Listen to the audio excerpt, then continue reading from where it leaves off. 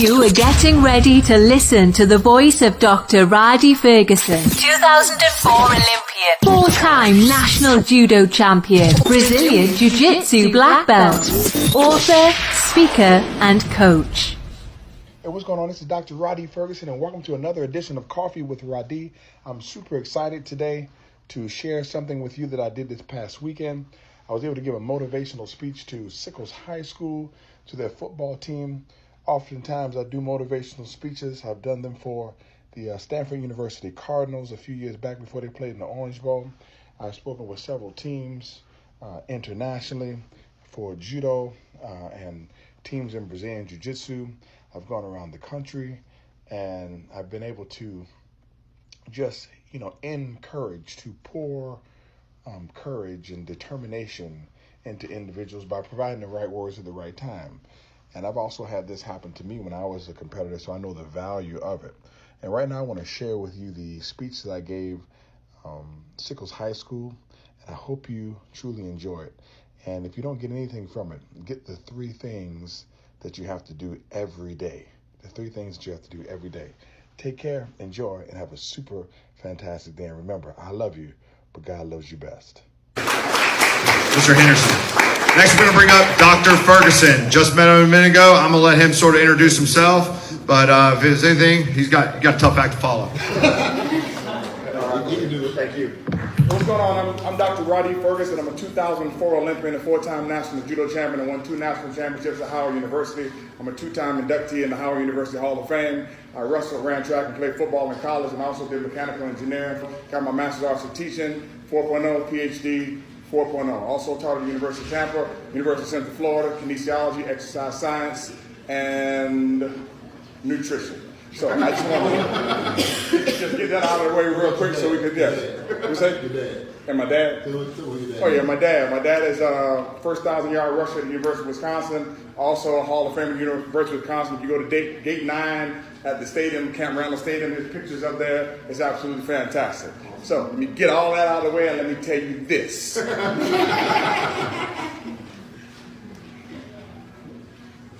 have a difficult time talking about what I'm going to tell you because it kind of bothers me sometimes. In the year 2000, I'm in Sydney, Australia.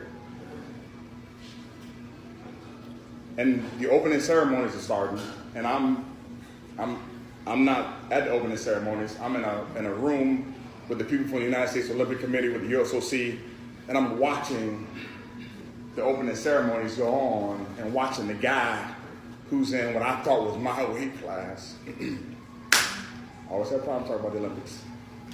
I don't talk about the Olympics.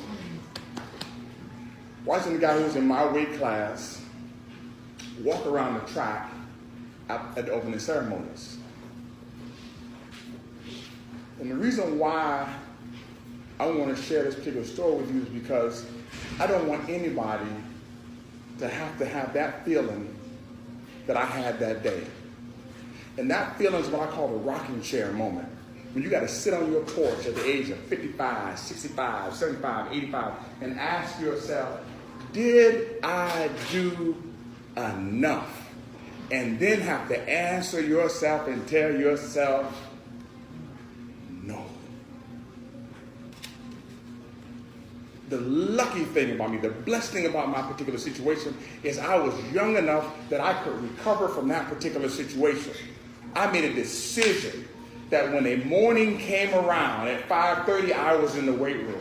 I didn't miss a session. I didn't miss a weight room session. I didn't miss a stretching session.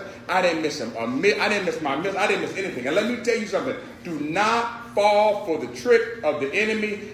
A good team runs itself. If you don't lift on Saturday, the team captains get together and you lift.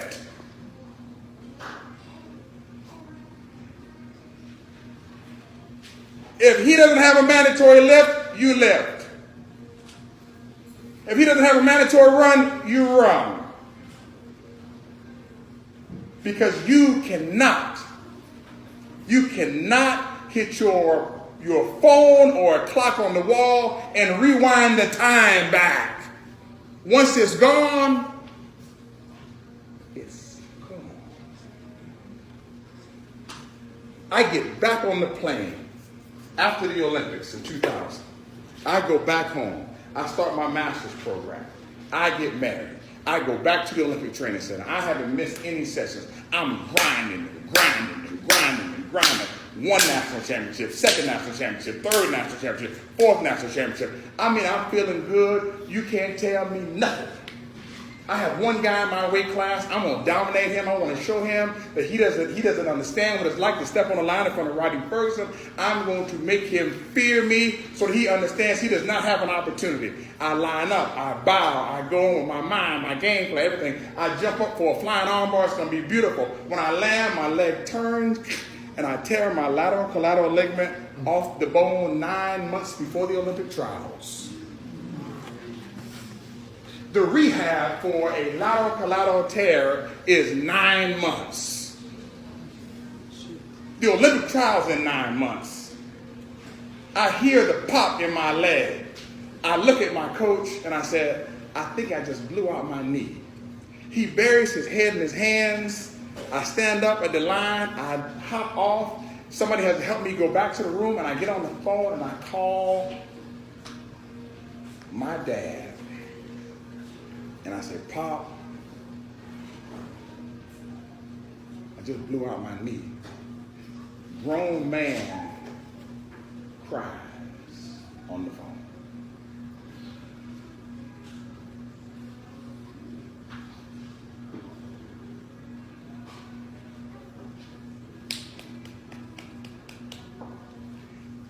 I then find the best doctor to do my surgery.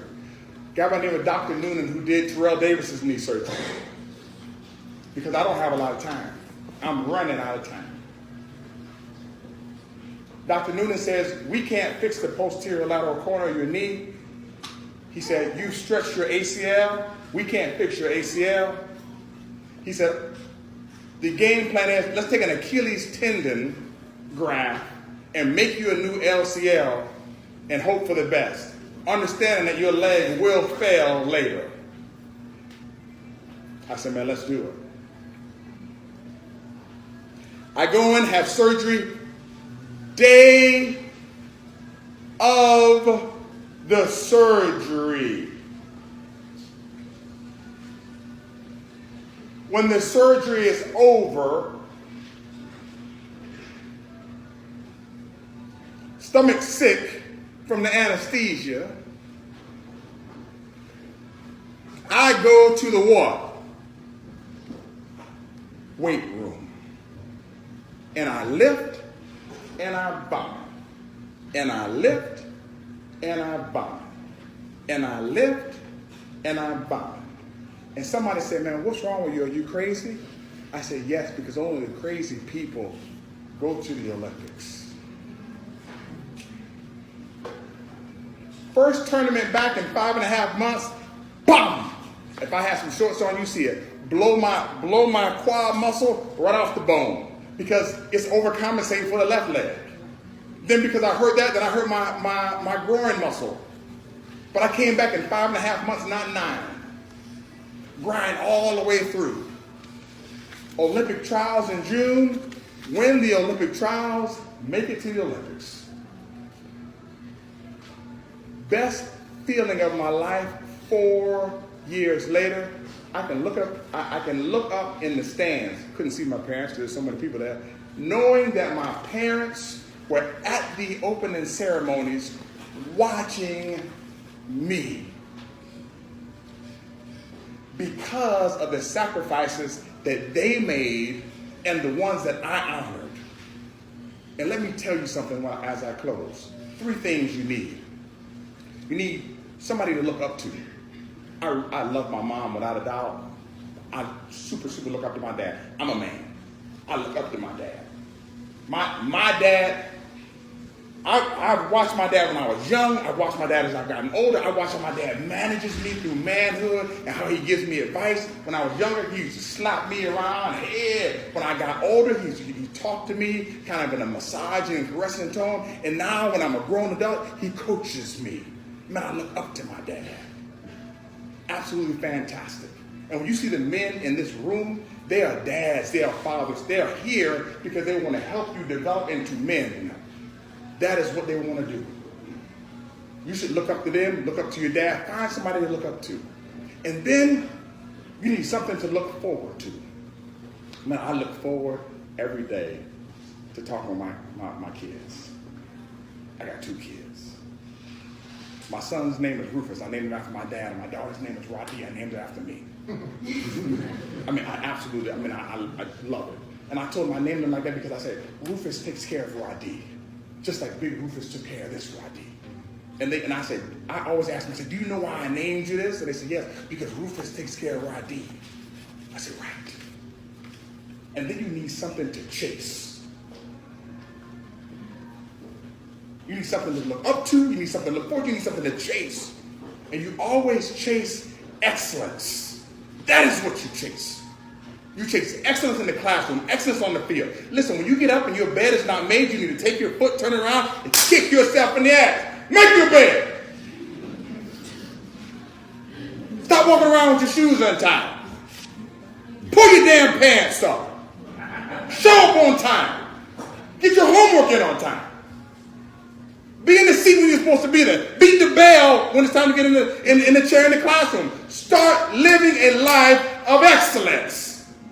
Find somebody to look up to. Find someone to look forward to. And find something to chase. I'm going to leave you with this. One of my favorite poems. It's If by Rudyard Kipling. If you can keep your head when all about you are losing theirs and blaming it on you, if you can trust yourself when all men doubt you but make allowance for their doubting too, if you can wait without being tired of waiting or being lied about, don't deal in lies and be hated and don't give way to hating, and yet don't look too good nor talk too wise. If you can dream and not make dreams your master, if you can think and not make thoughts your aim, if you can meet with triumph and disaster and treat those 2 imposters just the same, if you can bear to hear the truth you spoke and twist it by knaves to make traps for fools, or watch the things you give your life to broken and stoop them up and stoop down and build them up with 1 or 2s. If you can make a heap of all your winnings and risk it on one turn of pitch and toss and lose and start again from your beginnings and never breathe a word about your loss. If you can force your heart and nerve and seed to serve your turn long after it's gone, and so hold on when there's nothing inside you except the will that says to them, hold on. If you can talk with crowds and keep your virtue, and walk with kings and lose your common touch, and neither foes nor loving friends can hurt you, if all men count on you, but none too much, if you can feel an unforgiving minute with 60 seconds worth of distance run, then yours is the earth and everything which is in it, and which is more. You'll be a man, my son. Be men, be honorable, be respectful, and chase excellence.